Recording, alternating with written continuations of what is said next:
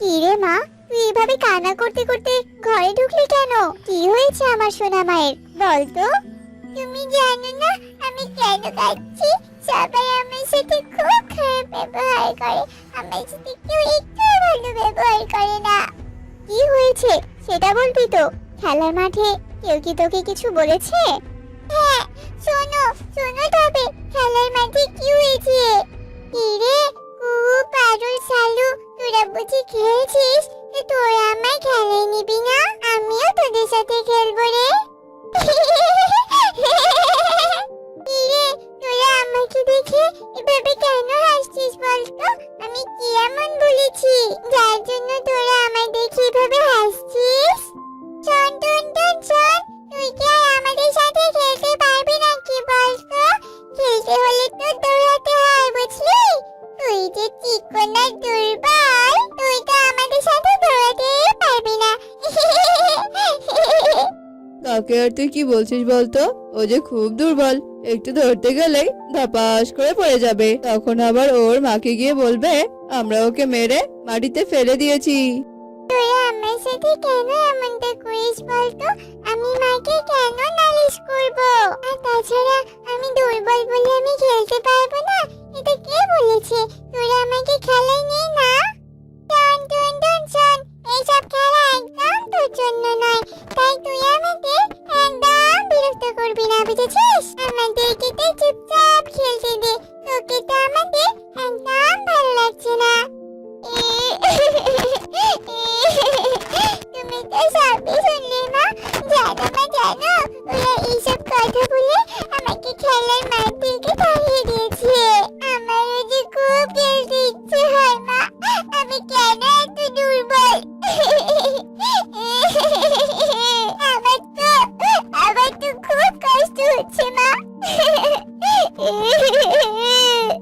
কষ্ট পাস না রে মা, কষ্ট পাস না। তোকে যে আমি ঠিকভাবে খাওয়াতেই পারি না। যদি আমি ঠিকভাবে তোকে খাওয়াতে পারতাম তাহলে তুইও সবল হতি রে মা। তুই আর কখনো খেলতে চাস না মা। আমাকে সবাই আলাদা করে দিল মা। আমাকে সবাই আলাদা করে দিল। এভাবে টুনটুন ওর মায়ের সামনে দাঁড়িয়ে কান্না করতে থাকে। আসলে টুনটুন ছিল ভীষণ দুর্বল। টুনটুন দৌড়াতে গেলে ও পড়ে যেত, তার জন্য সবাই ওকে নিয়ে হাসি ঠাট্টা করত।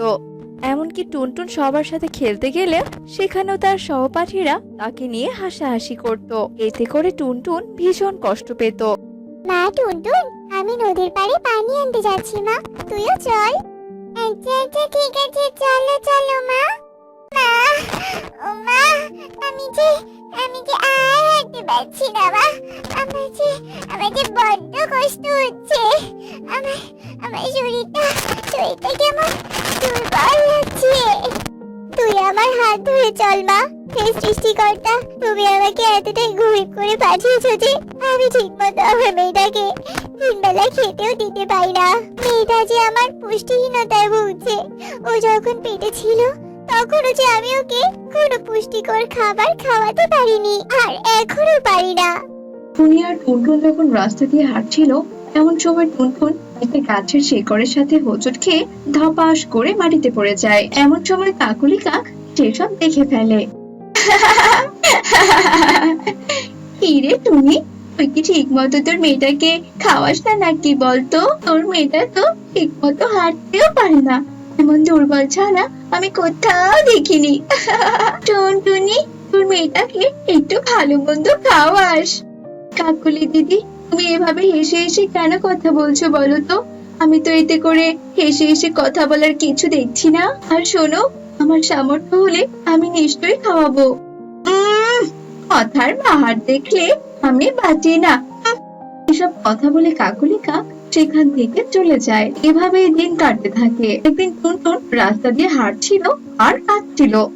সবাই আমাকে অপমান করে, আমি চিকন দুর্বল বলে আমাকে কেউ ভালোবাসে না। থাকবোই না, আমি আর এই জঙ্গলেই থাকবো না।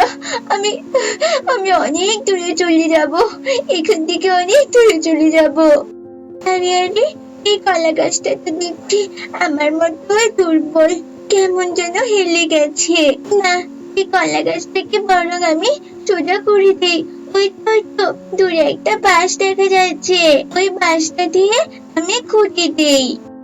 এই তো গাছটা একদম সোজা হয়ে গেছে। আমি আমি এবার বাড়িতে চলে যাই।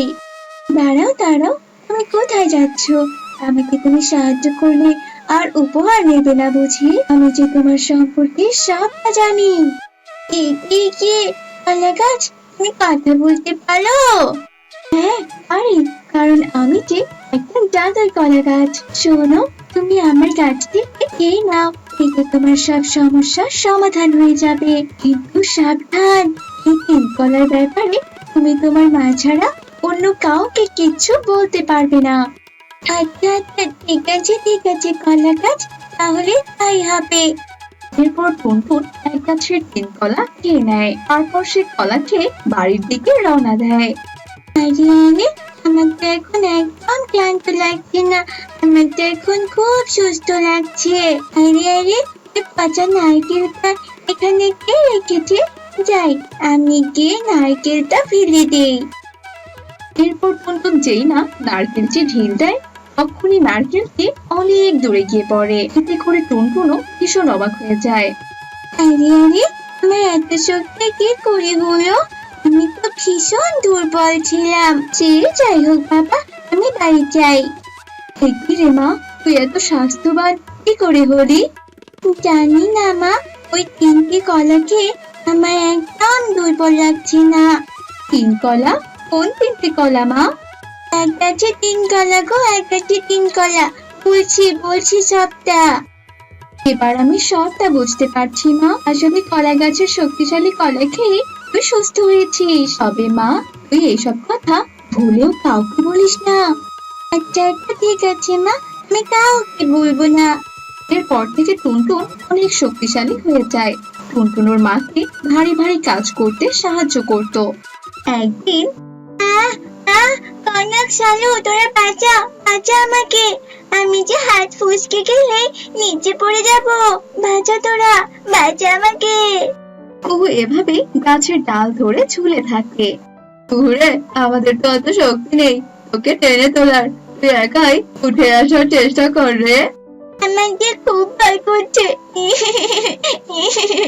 আমাকে তোরা টেনে তোল। কি হয়েছে? এই মা, তুই ওখানে কি করে পড়ে গেলি রে? তোরা দাঁড়া, আমি তোকে তুলছি।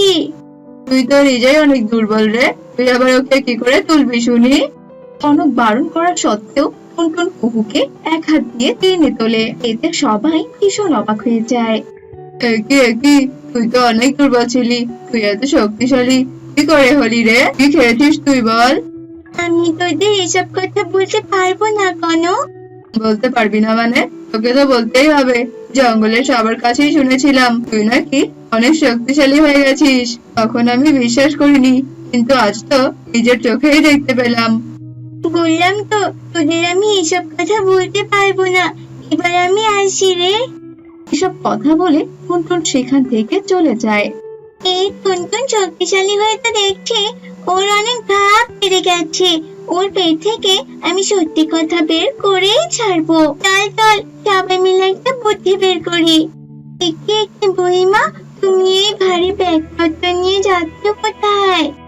এই তো রে মা, মেয়ের বাড়িতে যাচ্ছি, কিন্তু ব্যাগের যা ওজন, আমি তো হাঁটতেই পারছি না। আচ্ছা তুলুন বুড়িমা তুলুন, আমি আপনাকে এগিয়ে দিচ্ছি। রে টুনটুন, আমরা তো তোকে খুঁজছিলাম। চল, আজ আমরা সবাই একসাথে খেলবো, অনেক মজা হবে। ওর এমন কথা শুনে টুনটুন ভীষণ খুশি হয়ে যায় আর ওদের সাথে খেলতে চলে যায়। এমন সময় ওরা না খেলে টুনটুনকে সবাই ধরে আর একটা বড় গর্তে ফেলার চেষ্টা করে। কিন্তু টুনটুনের অনেক শক্তি থাকাতে টুনটুন বাদে বাকি সবাই নিচের গর্তে পড়ে যায়। টুনটুন, আমাদের তুই বাঁচা, আমরা যে অনেক ভুল করেছি, আমরা আর কখনো তোর ক্ষতি করতে চাইবো না। বাঁচা রে, বাঁচা আমাদের। হ্যাঁ টুনটুন, আমাদের তুই বাঁচা, আমরা আর কখনো জানতে চাইবো না যে তুই এত শক্তিশালী কি করে হলি। আমাদের বাঁচা তুই। এরপর টুনটুন ওদের ক্ষমা করে দেয় আর গর্তে নেমে ওদেরকে এক এক করে তুলে নিয়ে আসে।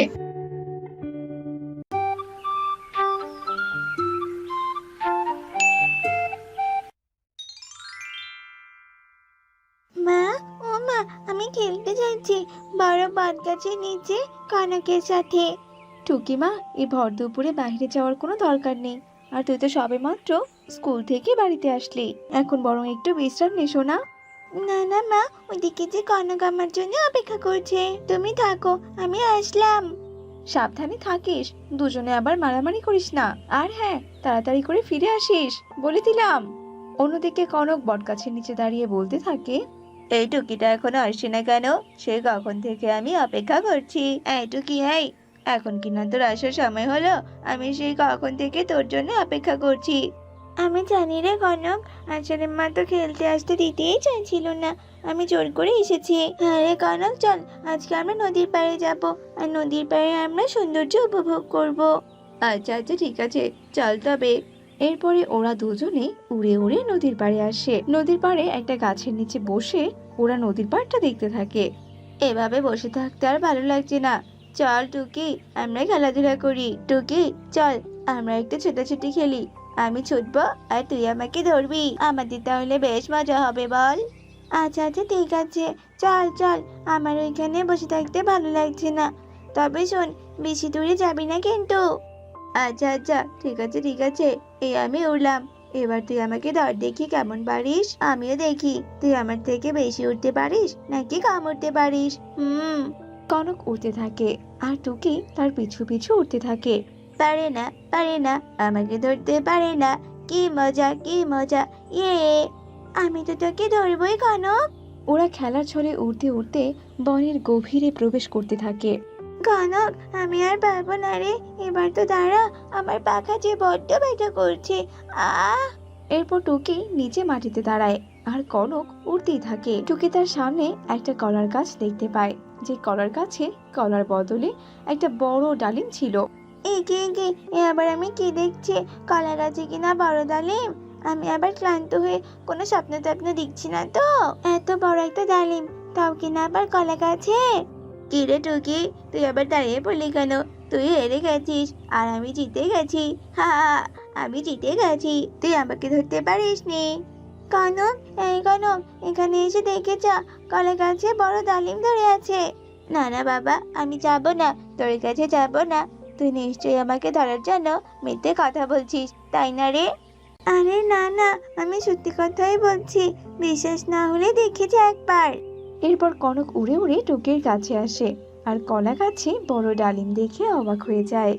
সত্যি রে টুকি, এমন বড় ডালিম তো আমি বাবার জন্মে দেখিনি। ডালিমটা খেতে নিশ্চয়ই অনেক সুস্বাদু হবে, একদম কলা ফ্লেভারের হবে। এই ডালিমটা আমি আমার বাড়িতে নিয়ে যাব। এই ডালিমটা আমি আগে দেখেছি, তাই এটা আমি বাড়িতে নিয়ে যাব, বুঝেছিস? তুই না, এই ডালিম আমি নিয়ে যাব।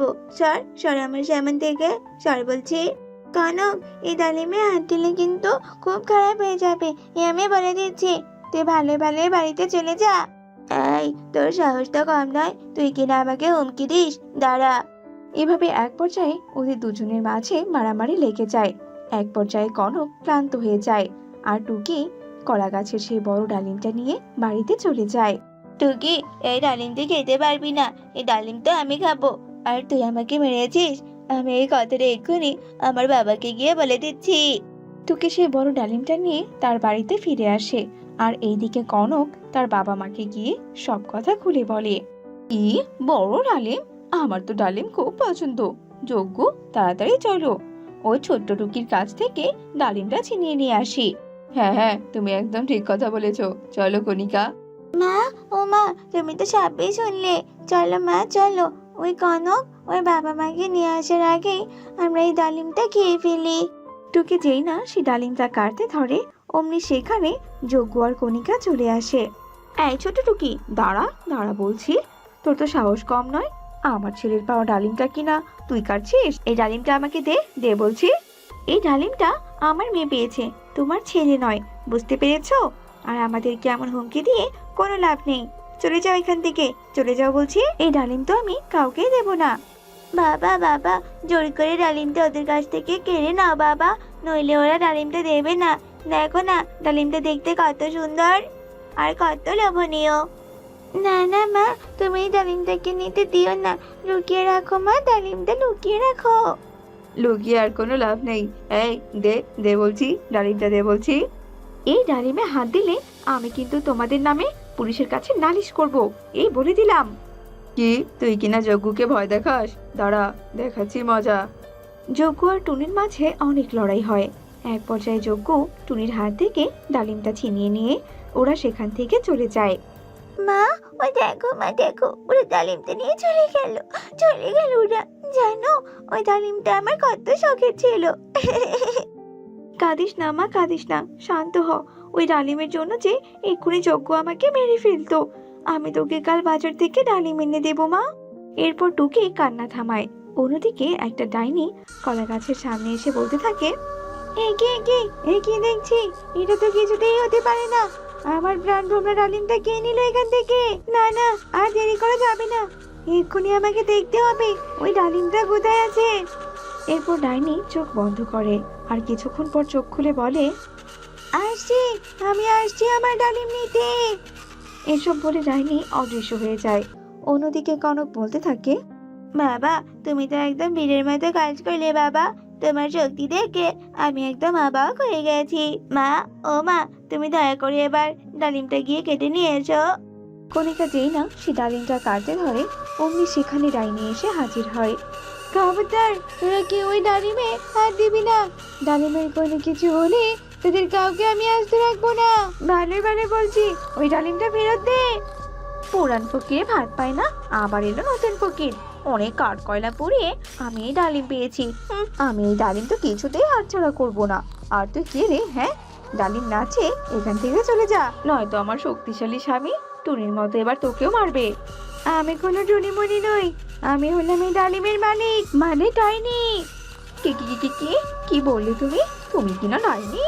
ও ওরে বাবা রে, যজ্ঞ, কনক, বাঁচাও আমাকে, ডাইনি এসেছে। কি ব্যাপারটা কি কণিকা, তুমি এখনো সেই ডালিমটা কাটোনি কেন? আর কিসের আবার ডাইনি বলো তো? ডালিমের মালিক ডাইনি গো। ওরে বাবারে, এটা কিনা ডাইনি ডালিম? আমি তো আগে জানলে কিছুতেই খাল কেটে কুমিরকে নিয়ে আসতাম না। ডাইনি দিদি, আমাদেরকে ক্ষমা করে দাও, আমরা তোমার ডালিম আনিনি, ওই টনি নিয়ে এসেছে। এই চুপ কর বলছি, তোরা আমার ডালিমকে ভালো মতো পরিপক্ক হতে দিসনি। আমি তোদের কাউকে ছাড়বো না, মেরে ফেলবো, সব কটাকে আমি মেরে ফেলবো। এরপর ডাইনি জাদু করে একটা লাঠি প্রকট করে। সে লাঠিটা ওদেরকে অনেক মারতে শুরু করে। মার খেয়ে ওরা সবাই আহত হয়ে যায়। ডাইনি তো তার ডালিম নিয়ে সেখান থেকে চলে যায়।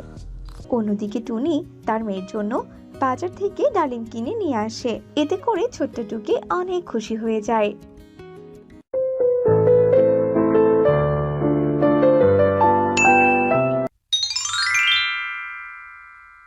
বৃন্দাবন জঙ্গলে মিনু টুনটুনি তার স্বামী রাজু টোনার সাথে বাস করত।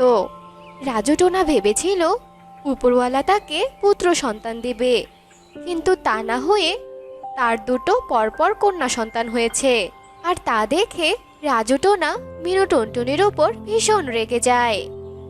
অলক্ষী অপয়া, বিয়ের এতগুলো দিন হয়ে গেল, তুই এখনো আমাকে একটা পুত্র সন্তানের মুখ দেখাতে পারলি না। আমি তোকে আর একটা বার সুযোগ দেব। এবার যদি তুই আমাকে পুত্র সন্তান দিতে না পারিস, তাহলে আমি তোকে এ বাড়ি থেকে বের করে দেব, আর আমি আবার নতুন একটা বিয়ে করে আনবো। তারপর আমি পুত্র সন্তানের বাবা হব, বুঝতে পেরেছিস? দোহাই লাগে তোমার, তুমি এভাবে বলো না গো। সন্তান তো আর আমি নিজের হাতে তৈরি করতে পারি না, তাই না? উপরওয়ালাই তো দান করেন। তিনি যদি আমাকে পুত্র সন্তান না দেন, তাহলে আমি কোথায় পাবো বলো? একদম চুপ, তোর এসব কোনো কথাই আমি শুনতে চাইছি না। আমি যা বলেছি সেটাই আমার চূড়ান্ত সিদ্ধান্ত। এ বলে রাজু বাড়ি থেকে বেরিয়ে যায়। এদিকে মিনু হতাশায় ভুগতে থাকে। হে উপরওয়ালা, তুমি আমার উপর দয়া করো, দয়া করে আমাকে একটা পুত্র সন্তান দান করো, নয়তো আমার কপালে যে অনেক দুঃখ আছে। উপরওয়ালা, একটু দয়া করো। এসব বলতে থাকে আর মিনু ভীষণ কাঁদতে থাকে। কাঁদতে কাঁদতে মিনু বাইরে গিয়ে বসে থাকে। আর হঠাৎই এক সাধু বাবা এসে মিনুকে বলে, কিরে মা, কি হয়েছে তোর? তুই এভাবে বসে বসে কাঁদছিস কেন? সবকিছু খুলে বল তো আমাকে। এরপর মিনু সমস্ত ঘটনা সাধু বাবাকে খুলে বলে। সব শুনে সাধু বাবা বলে, তুই একটু বস তো এখানে, আমি একটু ধ্যান করে দেখি কি সমস্যা। এরপর মিনু সাধু বাবার সামনে বসে পড়ে। আর সাধু বাবা ধ্যান করে মিনুকে বলে, এ যে অনেক বড় জটিলতা রে মা। তুই তো এভাবে কখনো পুত্র সন্তানের মা হতে পারবি না। যদি তুই তোর দ্বিতীয় ডিম কোনো জলপরীকে খাওয়াতে পারিস, আর ওই জলপরীর পেট থেকে যেদিন ডিম ফুটে ছানা বের হবে, তুই সেদিনই পুত্র সন্তানের মা হতে পারবি। এবার বল, তুই কি করতে চাস? বাবা আপনি বলুন, আমি জলপরীকে কোথায় পাবো? আমি আমার ডিম দেওয়ার পর সেই ডিম নিয়ে জলপরীকে দিয়ে আসবো। প্রত্যেক রাতের ঠিক মধ্যরাতে জলপরীরা জলের ওপর ভেসে আসে। তুই তখনই তোর কাজ সেরে নিতে পারবি। আচ্ছা ঠিক আছে বাবা, আপনাকে অনেক ধন্যবাদ বাবা। তারপর সাধু বাবা সেখান থেকে চলে যায় আর মিনুও বাড়ি চলে আসে। কিন্তু মিনু সাধু বাবার কোনো কথাই রাজুকে বলে না। রাজু টোনাকে খাইয়ে তারপর কাজে পাঠিয়ে দেয়। এভাবে বেশ কয়েকদিন কেটে যায়। মিনু আবারও গর্ভবতী হয়, কিন্তু এবার মিনু রাজুকে তার গর্ভবতী হওয়ার খবরটা জানায় না। মিনু অসুস্থ থাকলেও রাজু টোনার সামনে সুস্থতার ভান করত। এরপর একদিন, মিনু, আমি দুদিনের জন্য বাইরে যাচ্ছি। তুমি এ দুদিন ছানাদের নিয়ে সাবধানে থেকো, কেমন? আচ্ছা ঠিক আছে গো, তুমি সাবধানে যাও। এরপর রাজু টোনা চলে যায়।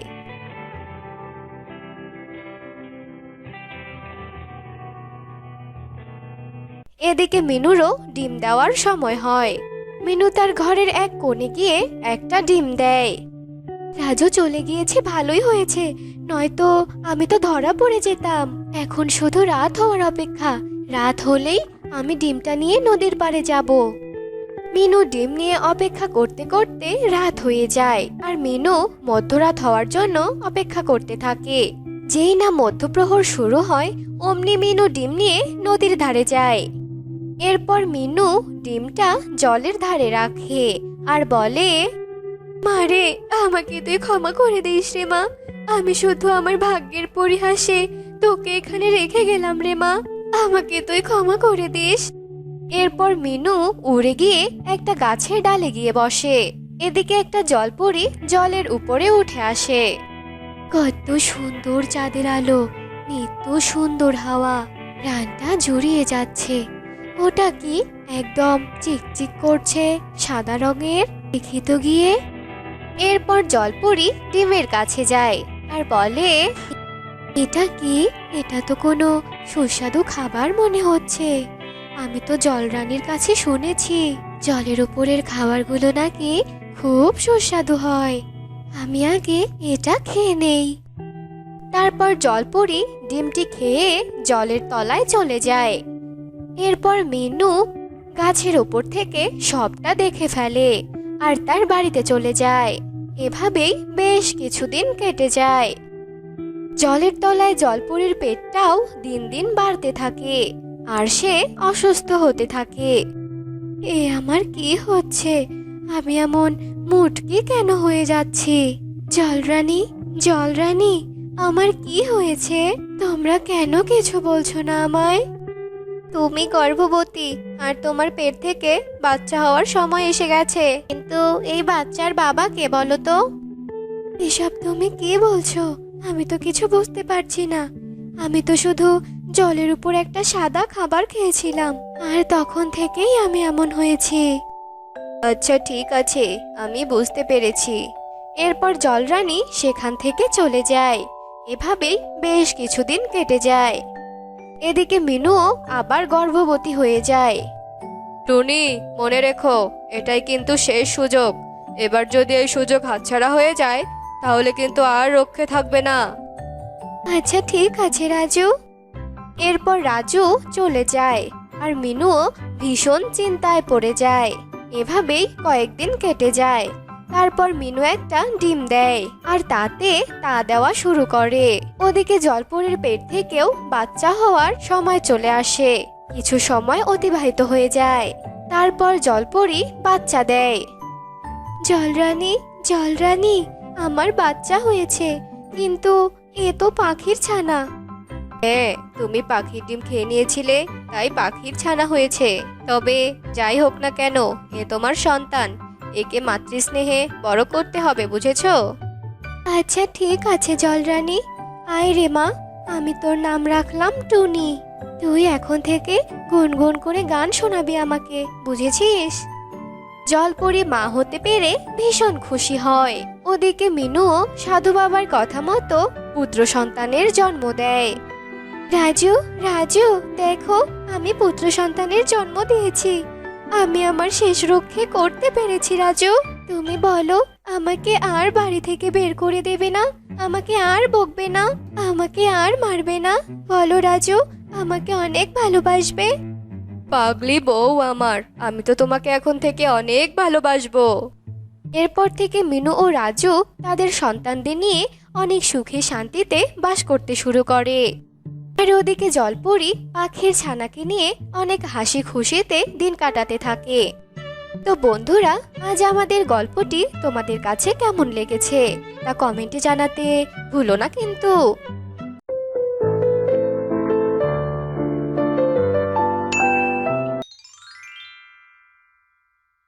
কি গো, এভাবে মাথায় হাত দিয়ে বসে আছো কেন? কি ভাবছো? আর মেয়েটাকে বিয়ে দেওয়ার ব্যবস্থা কি কিছু করতে পেরেছো? সেটাই ভাবছি গিন্নি। আজ গরিব জন্য মেয়েটাকে টাকার অভাবে বিয়ে দিতেই পারছি না। যে পাত্রই আছে সেই শুধু পণ চাচ্ছে। আমি যে কি করব কিছুই ভাবতে পারছি না গো। কেন যে আমাদের মতো গরিবদের ঘরে মেয়ে সন্তান জন্মেছে? বনবাসীদের অপমান আমার যে আর সহ্য হচ্ছে না। সৃষ্টিকর্তা, তুমি না হয় আমাদের মেয়েটাকে তুলে নাও, নয়তো আমাদেরকে তুলে নাও। গিন্নি, শান্ত হও গিন্নি, এমনটা করো না। মেয়েটা শুনতে পেলে যে অনেক কষ্ট পাবে। কষ্ট পেলেই বা কি আমাদের বলো? আমি তো ওকে আর সহ্য করতেই পারছি না। মাঝে মধ্যে মনে হয় ওকে বিষ খাইয়ে মেরে ফেলি। ওর জন্য আমাদের জীবনটা যে নরকে পরিণত হয়েছে। কি গো দিদি, তোমার মেয়েকে বিয়ে দিচ্ছ না কেন? তোমরা কি তোমাদের মেয়েকে ঘরে খুঁটি করে রাখবে নাকি? হ্যাঁ, তোমাদের মেয়ের জন্য আমাদের বনে অনেক অঘটন ঘটছে জানো। আজকের মধ্যে যদি তোমাদের অলক্ষী মেয়েকে বিয়ে দিতে না পারো, তাহলে আমরা তোমাদেরকে এই বন থেকে তাড়িয়ে দেব। আমরা এই কথাটা বলার জন্যই এই বনে এসেছি, বুঝতে পেরেছ? কাল যদি এসে দেখি তোমাদের মেয়ে অবিবাহিত আছে, তাহলে সাথে সাথে ঘর থেকে বের করে দেব তোমাদের। কথাটা যেন মনে থাকে। ওগো, দেখলে তো, দেখলে ওরা কি বলে গেল। এবার আমরা কি করব? একদিনে মেয়ের জন্য ছেলে আমরা কোথায় পাবো? এই বন ছাড়া যে আমাদের কোথাও যাওয়ার জায়গা নেই। ওগো, চুপ করে আছো কেন? কিছু তো একটা বলো। এমন সময় দূরের একটা বিড়াল তাদেরকে দেখে আর মনে মনে বিড়ালটি বলতে থাকে, ওই তো পাখির দেখা পেয়েছি। যাই গিয়ে ওদেরকে বলি আমাকে অভিশাপ মুক্ত করার কথা। আমার যে বিড়াল হয়ে থাকতে অনেক কষ্ট হচ্ছে। আমি যে বিড়াল হয়ে মা বাবার কাছে ফিরে যেতে পারছি না। হে সৃষ্টিকর্তা, এই পাখিদের মন নরম করে দাও। গিন্নি, ওই দেখো কি সুন্দর একটা বিড়াল। আমি আমার মেয়েকে বিয়ে দেওয়ার উপায় পেয়েছি। আরে আরে দেখো, বিড়ালটা তো আমাদের দিকেই এগিয়ে আছে। সেটা না হয় বুঝলাম, কিন্তু টুনিকে বিয়ে দেওয়ার কি উপায় পেয়েছো তুমি? টুনিকে বিড়ালের সঙ্গে বিয়ে দেব, আর তারপর এই বিড়ালের সঙ্গে টুনিকে গভীর জঙ্গলে পাঠিয়ে দেব। তখন আর বনের পাখিরা আমাদেরকে আর তাড়িয়ে দেবে না গো। আমরা তখন চিন্তা মুক্ত থাকতে পারবো। কিন্তু তোমার মেয়ে কি বিড়ালকে বিয়ে করবে? জোর করে বিয়ে দেব। চলো আগে বিড়ালটাকে ধরি। এরপর বিড়ালটা ওদের সামনে এসে দাঁড়ায় আর বিড়ালটা কথা বলতে থাকে, কিন্তু বিড়ালের কথা কেউ শুনতে পারে না। আমাকে সাহায্য করো, আমি বিড়াল নই, আমি যে পাখি। দয়া করে আমাকে তোমরা মুক্ত করো। বিড়ালকে স্থির হয়ে থাকতে দেখে রাজু বিড়ালের গলা দড়ি দিয়ে বেঁধে দেয়। আরে আরে, তোমরা আমার কথা শুনতে পাচ্ছ না? আমাকে কেন বাঁধলে?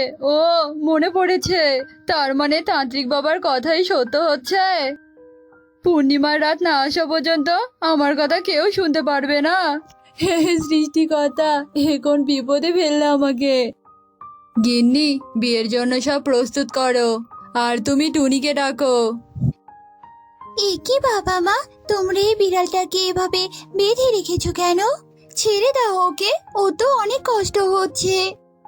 ওকে তো ছাড়ার জন্য ধরিনি, ওকে আমরা তোর সঙ্গে বিয়ে দেব জন্য ধরেছি। যা, ঘরে গিয়ে বিয়ের জন্য রেডি হয়ে নে। মা, এইসব তুমি কি বলছো? পাত্রপক্ষ বিয়ে করতে চায় না জন্য তুমি আমাকে একটা বিড়ালের সঙ্গে বিয়ে দিতে চাচ্ছ? তোমরা আমার বাবা মা নাকি শত্রু বলো তো? আমি এ বিয়ে কিছুতেই করবো না, কিছুতেই না। তুই যদি এই বিয়ে না করিস তাহলে তুই আমাদের দুজনের মরা মুখ দেখবি, এই বলে দিলাম। মা, এমন করে বলো না মা, আমি এই বিয়েতে রাজি। জন্মের পর থেকে তোমরা আমার জন্য অনেক কষ্ট করেছো, আর আমি চাই না আমার জন্য তোমরা পাখিদের কথা শোনো। আমি আমার স্বামী বিড়ালকে নিয়ে অনেক দূরে চলে যাব, যাতে তোমাদেরকে কেউ কোনো কথা শোনাতে না পারে। চলো বিড়াল স্বামী, চলো। হে সৃষ্টিকর্তা, তুমি আমার কপালে এত দুঃখ দিয়েছো, আমি যে আর পারছি না সৃষ্টিকর্তা। কেঁদো না টুনি, শান্ত হ। দুঃখের পরে যে সুখ আসে, এটা তুমি ভুলে যেও না। আর তুমি এখানেই দাঁড়িয়ে থাকো, আমি তোমার জন্য ফল নিয়ে আছি। এরপর বিড়াল ছুটতে গিয়ে টুনির জন্য ফল নিয়ে আসে, আর টুনি এটা দেখে ভীষণ খুশি হয়। খাবার আনার জন্য তোমাকে অনেক ধন্যবাদ। তুমি আমার স্বামী, আর আমি কখনো তোমাকে ছাড়বো না। এরপর টুনি আর বিড়াল ওখানেই থাকতে শুরু করে। একদিন রাতে বিড়াল কথা বলে ওঠে। টুনি, টুনি ওঠো, তুমি আমাকে সাহায্য করো। আজ রাতের কথাই তুমি শুধু শুনতে পারবে, সকাল হলে যে আর আমার কথা শুনতে পারবে না। দয়া করে ওঠো টুনি, আমাকে সাহায্য করো আমার রূপে ফিরে যেতে। কে কে কাঁদে আর কে সাহায্য চাইছো? আমি তোমার স্বামী বিড়াল, মানে উত্তরের বনে রাজা টোনা। আমাকে এই অভিশপ্ত বিড়াল থেকে মুক্ত করো টুনি। কিন্তু তুমি বিড়াল হলে কিভাবে? আর তুমি এতদিন আমাকে এ কথা কেন বলনি? আমি বনে শিকার করতে এসেছিলাম জানো, আর হঠাৎ করে একটা বিড়াল আমার সামনে আসে, আর আমি বিড়ালটাকে তীর ছুড়ি, আর বিড়ালটা সেখানেই সাথে সাথে মারা যায়। বেশ কিছুক্ষণ পর একটা তান্ত্রিক আমার কাছে আসে আর আমাকে অভিশাপ দেয়, আর আমিও সাথে সাথে বিড়াল হয়ে যাই। আসলে এই বিড়ালটা তান্ত্রিক বাবারই ছিল। তুমি আমাকে সাহায্য করো টুনি, আর তুমি সবটাই তো শুনলে। শান্ত হও, আমি তোমাকে মুক্ত করব। আর বলো, কি করলে তুমি মুক্ত হবে? এই বনে উত্তরের গাছের ডালে একটা সাবান ঘর আছে, ওই সাবান ঘরে একটা সাবান আছে। ওই সাবানটা দিয়ে আমাকে গোসল করালেই আমার ওপর থেকে এই অভিশাপ কেটে যাবে টুনি, আর আমিও মুক্ত হয়ে যাব। কিন্তু আমি ওই সাবান ঘরের আশেপাশে যেতে পারবো না যে। তোমাকে যেতে হবে না, তুমি এখানেই থাকবে, আর আমি তোমার জন্য ওই ঘর থেকে সাবান নিয়ে আসবো। এখন শুধু সকাল হওয়ার অপেক্ষা।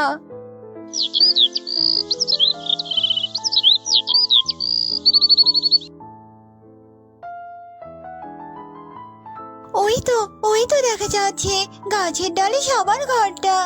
যাই যাই, ওই ঘরটা থেকে জলদি আমি সাবানটা নিয়ে আসি। টোনার যে অনেক কষ্ট হচ্ছে। টুনি যেই না ঘরটার দিকে এগিয়ে যায়, অমনি একটা বাঘ সেখানে চলে আসে। অনেক দিন থেকে পাখির মাংস খাই না, আর বনের এইদিকে তো কোনো পাখি আসে না। আজ আমি তোকে অনেক মজা করে খাবো, আয় আমার কাছে আয়। আমাকে ছেড়ে দাও বাঘ বাবা, আমার স্বামী যে অনেক কষ্টে আছে। আমাকে যেতে দাও ওই সাবান ঘরে। তোকে তো ছেড়ে দেওয়ার কোনো প্রশ্নই আসে না। বাঘ টুনির দিকে এগিয়ে আসে। ঠিক তখনই টুনি পাশ থেকে একটা বড় ডাল তুলে বাঘের মাথায় আঘাত করে, আর বাঘটা সেখানেই মাটিতে পড়ে অজ্ঞান হয়ে যায়। এই সুযোগ, যাই যাই, তাড়াতাড়ি সাবান ঘরে যায়। টুনি গাছের ডালে সাবান ঘরে প্রবেশ করে আর সাবান নিয়ে টোনার কাছে যায়। এই দেখো টোনা, তোমার জন্য আমি সাবানটা এনেছি, এবার তুমি মুক্ত হবে টোনা।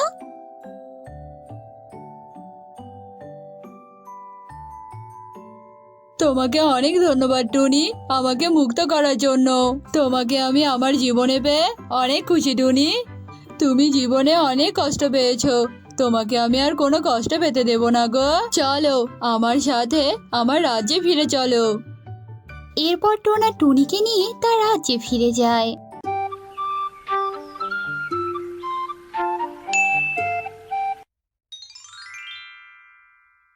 মহারাজ দেখুন, আমাদের কন্যার আগমনে পুরো রাজ্য কেমন খুশিতে মেতে উঠেছে।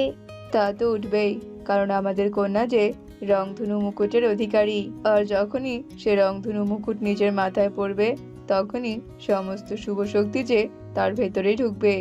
সবই তো ঠিক আছে, কিন্তু মহারাজ আমার যে খুব ভয় করছে, যদি আদি পিতার দৈববাণী সত্য হয়ে আসে তবে যে আমরা আমাদের মেয়েকে হারাবো। আমি যতদিন আছি তোমাদেরকে এসব নিয়ে কোনো চিন্তা করতে হবে না। আহ আহ আহ মহারাজ মেয়েকে আগলে রাখার পরিকল্পনা করছে, তাই না?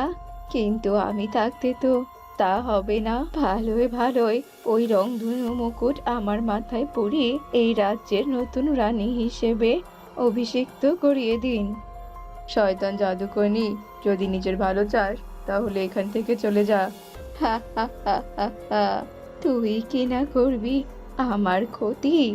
রাজা তার তলোয়ার দিয়ে জাদুকর্ণীর সাথে লড়াই করা শুরু করে। বেশ কিছুক্ষণ তাদের মাঝে লড়াই চলতে থাকে, আর এক পর্যায়ে জাদুকর্ণী রাজাকে হত্যা করে। মহারাজ, প্রহরী, তোমরা কে কোথায় আছো? সবাই এই জাদুকর্ণীকে আক্রমণ করো। এরপর প্রহরীরা সবাই জাদুকর্ণীকে আক্রমণ করতে থাকে। সেই সুযোগে রানী তার মেয়েকে নিয়ে পালিয়ে যায়। কোথায় পালালি তোরা? তবে তোরা যেখানেই পালা না কেন, আমার কথা শুনে রাখ, আমি তোদের কাছ থেকে ওই রংধনু মুকুট নিয়েই ছাড়বো। কারণ ওই মুকুট পেলে যে আমি আবারও যুবতী হয়ে উঠব, আর আমি সর্বশক্তিমান হয়ে যাব। এরপর আমি নিশ্চিন্তে এই রাজ্য শাসন করব। আহ আহ আহ। এরপর জাদুকর্ণী রাজ্যের সবাইকে নিজের দাস বানিয়ে ফেলে। শয়তান জাদুকর্ণী তো আমার কাছ থেকে আমার স্বামীকে কেড়ে নিয়েছে, কিন্তু আমি কিছুতেই আমার মেয়েকে হারাতে পারবো না। আমি যে অনেক দূরে চলে যাব, আর ছোট্ট একটা বাড়ি বানিয়ে আমি আমার ছোট্ট মেয়েটাকে নিয়ে সেখানেই থাকবো। এরপর রানী তার মেয়েকে নিয়ে আবার উড়ে যায় আর নির্জন একটা জঙ্গলে ছোট্ট একটা ঘর বানায়। এরপর সে ওই ঘরটাতে নিজের ছোট্ট মেয়েটাকে নিয়ে থাকতে লাগে। মা, ও মা, আমার অনেক খিদে পেয়েছে, তুমি আমাকে খাবার দাও না মা। আর মা, বাবা আমাদের সঙ্গে কেন এলো না মা? মারে, তোর বাবা যে আকাশের তারা হয়ে গিয়েছে, তাই তো তোর বাবা আর কোনোদিনও ফিরে আসবে না। এখন থেকে শুধু তুই আর আমি থাকবো। মন খারাপ করিস না রে মা, তুই বস, আমি তোর জন্য খাবার নিয়ে আসছি। রানী তার ছোট্ট মেয়েকে কোনো রকম ভাবে বুঝিয়ে রাখে। এরপর সে ওই রংধনু মুকুটটা লুকিয়ে রাখে। এভাবেই দেখতে দেখতে কেটে যায় বেশ কয়েকদিন। এক পর্যায়ে রাজকুমারী কিছুটা বড় হয়ে যায়। মা, তুমি দেখো কত সুন্দর রংধনু। জানো তো মা, আমার কেন জানি না মনে হচ্ছে ওই রংধনুটা আমাকে ডাকছে মা। না রে মা, রংধনু তোকে একেবারেই কাছে ডাকবে না। তুই ওসব চিন্তা ছাড় তো, আর চল মা, ঘরে ফিরে চল। এরপর রানী তার মেয়েকে জোর করে ঘরে নিয়ে যায়, আর সাথে সাথে ওই রংধনুটাও অদৃশ্য হয়ে যায়। আসলে এটা কোনো রংধনু নয়, এটা ছিল জাদুকর্ণীর মায়া, যা দিয়ে ওই জাদুকর্ণী সবাইকে বশে আনতে চায়। কি, আমার রংধনু কিনা আমার কাছে ফিরে এসেছে? তার মানে কি সে আজও কোনো পাখিকে বশে আনতে পারেনি? বুঝতে পেরেছি, এবার আমার জাদুর প্রয়োগ ঘটিয়ে রানী আর রাজকুমারীকে খুঁজে বের করতে হবে। এরপর জাদুকর্ণী চোখ বন্ধ করে ফেলে এরপর সে তার জাদু শক্তির দ্বারাই রাজকুমারী ইকরিকে দেখতে পায়। আমার ভয়ে কিনা তুই লুকিয়ে আছিস, কিন্তু কতক্ষণই বা থাকবি? আমি তো তোকে আমার ছলনায় ফেলে জ্বালিয়ে পুড়িয়ে তবেই ছাড়বো। হা হা হা হা হা। মারে, রাত তো অনেক হয়েছে, এবার খেয়ে বরং তুই ঘুমিয়ে পড়, কেমন? মা, আমার যে একদম খিদে নেই, আজকে আমার খুব ঘুম পাচ্ছে, আমি ঘুমোতে যাব মা। ইকরি আর কোনো কথা না বলে সোজা গিয়ে ঘুমিয়ে পড়ে। এদিকে দেখতে দেখতে রাত একদম গভীর হয়ে আসে।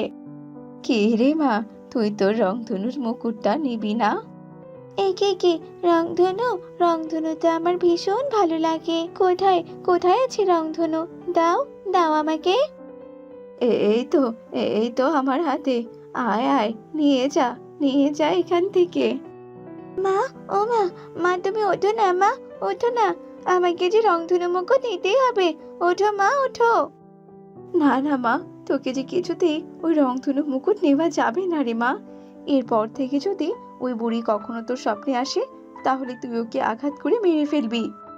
মায়ের মুখে এসব কথা শুনে ইকরি ভীষণ অবাক হয়ে যায়, কিন্তু দিন শেষে এইসব কথা ভুলে গিয়ে সে আবারও ওই রংধনু মুকুটের কথা ভাবতে থাকে। এদিকে দেখতে দেখতে সকাল হয়ে আসে। রংধনু মুকুট যে আমার মন কেড়েছে, কিন্তু আমি ওই রংধনু মুকুট কোথায় পাবো? ইকরি রংধনুর কথা ভাবতে ভাবতে পথ দিয়ে হাঁটতে থাকে। অমনি সে একটা মরা কলা গাছ দেখতে পায়। রাজকুমারী, আমি যে তোমার জন্য অপেক্ষা করছিলাম, আর তুমি যে পারবে মরা গাছে কলা ধরাতে। মারা গাছ, তোমার কথা ভুল হচ্ছে, আমি তো কোনো রাজকুমারী নই, আমি হলাম সাধারণ একটা মেয়ে। রাজকুমারীর মুখে এমন ঘটনা শুনে মরা গাছ খুব অবাক হয়ে যায়। এরপর সে পূর্বের সব ঘটনা রাজকুমারীকে খুলে বলে। তার মানে কিনা আমার স্বপ্নে আসা সেই বুড়ি হচ্ছে জাদুকরনী, যে কিনা আমার বাবাকে হত্যা করে আমাদের রাজ্য দখল করে নিয়েছে, আবার আমাদেরকে রাজ্য থেকে বিতাড়িত করেছে। আমি তো ও জাদুকরনী শেষ দেখেই ছাড়বো। সেটা ঠিক আছে, কিন্তু তার আগে তুমি আমাকে স্পর্শ করো। ইকরি সে মরা কলা গাছকে স্পর্শ করে, আর অমনি মরা কলা গাছে একটা বড় কলা প্রকট হয়। এসব দেখে তো ওই জাদুকরনীও ওখানে এসে হাজির হয়। রাজকুমারী, তুই তো তবে সবটা জেনে গেছিস। তবে হ্যাঁ, জেনে বেশ ভালোই হয়েছে। এবার তুই আমাকে অভিষেক করে দে। তোদের দ্বারা অভিষেক না হওয়া পর্যন্ত আমি যে আসল শক্তি পাবো না। তোর এই ইচ্ছে কোনোদিনও পূরণ হবে না, শয়তান জাদুকরনী। রাজকুমারী ইকরির মুখে না শব্দ শুনে ভীষণ রেগে যায়, আর দুজনের মাঝে লড়াই শুরু হয়ে যায়। এক পর্যায়ে ইকরি আহত হয়ে যায়। এই মুকুট শুধুমাত্র রাজকুমারীর জন্য, এতদিন তোকে অনেক ছাড় দিয়েছি আমি, কিন্তু আর নয়।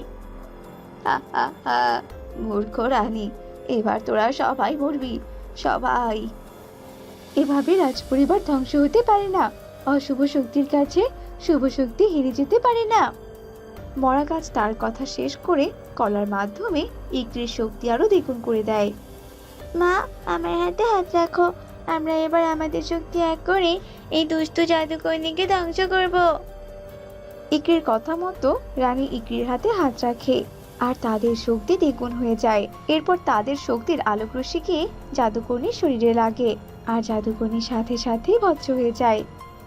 আমি আবার ফিরে আসবো, আর আমি ওই রংধনু মুকুট নিয়ে তোদেরকে ধ্বংস করব।